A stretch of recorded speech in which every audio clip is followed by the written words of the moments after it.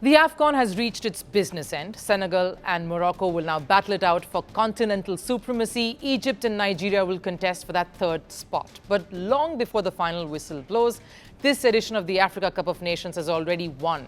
Because AFCON 2025-2026 was never just about who lifts that trophy. It was about a continent reclaiming its narrative.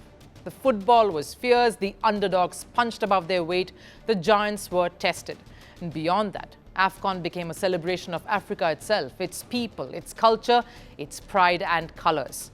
From controversies and comebacks to fandom like the world has rarely witnessed, and a wardrobe that turned press conferences into cultural runways.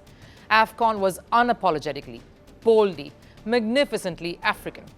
Our next report brings you the colours, the characters and the cultural moments that defined this tournament. AFCON 2025-26 showcased the true power of Africa. A continent overflowing with footballing talent and the confidence to stand shoulder to shoulder with the rest of the world. This was not football asking for validation. This was football demanding respect. The tournament did not begin on the smoothest note. Early headlines were dominated by organisational lapses, crowd control issues and fan-related concerns. But Africa responded the way it always does, with resilience. It took Morocco just a few days to flip the narrative, and what followed was a festival of football, culture and identity. AFCON wasn't just played on the pitch, it was worn. It was styled. It was stitched into every appearance, every entrance and every press conference. Africa passed the fit check. The tailoring alone told stories centuries old.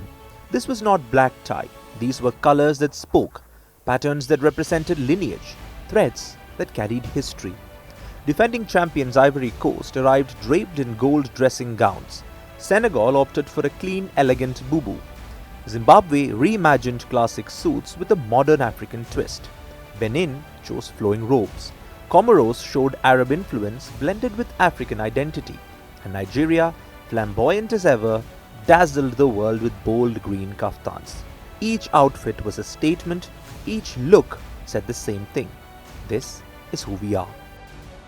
That was the true essence of AFCON, African nations refusing to dilute their identity for global approval, instead inviting the world to understand them on their terms. And that confidence showed on the pitch as well. Fearless football, emotional celebrations and raw, unfiltered expression. But it wasn't just the players making statements, the fans became symbols too. DR Congo may have exited in the round of 16, but one man ensured the nation left its mark forever. Michael Nkuka Boladinga, better known across the world now as Lumumba Vea. Clad in symbolic attire, Michael stood motionless like a living statue during DR Congo's matches, a tribute to Patrice Lumumba, the country's first prime minister and a symbol of African resistance and pride.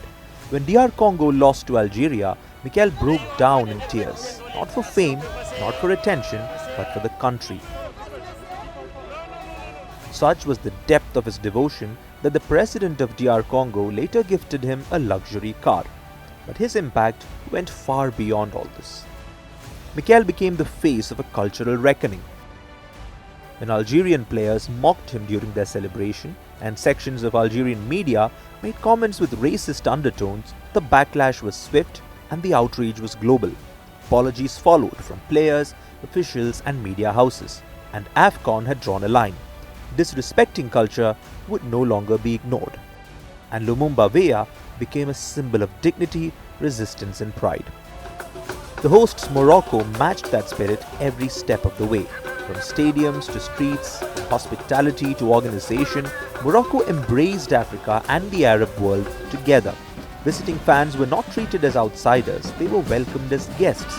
AFCON did not feel like a tournament hosted in Africa, it felt like Africa hosting the world. And that is the lasting legacy of this AFCON, a continent that waited patiently to define itself, finally doing it on the global stage.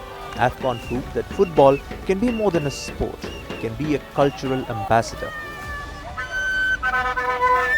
It can be a runway for heritage, can turn fans into revolutionaries, and it can remind the world that Africa does not need permissions to belong at the top of the table.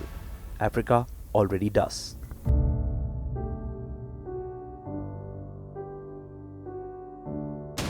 The world doesn't fit in boxes, so why should your news? From battlefields to negotiation tables, from internet outrage to real-world injustice. The conversations everyone is having and the ones they're avoiding. It's the same show, but this new year, Firstpost America gets a new look. I'm Kerry Johnston, and this is Firstpost America.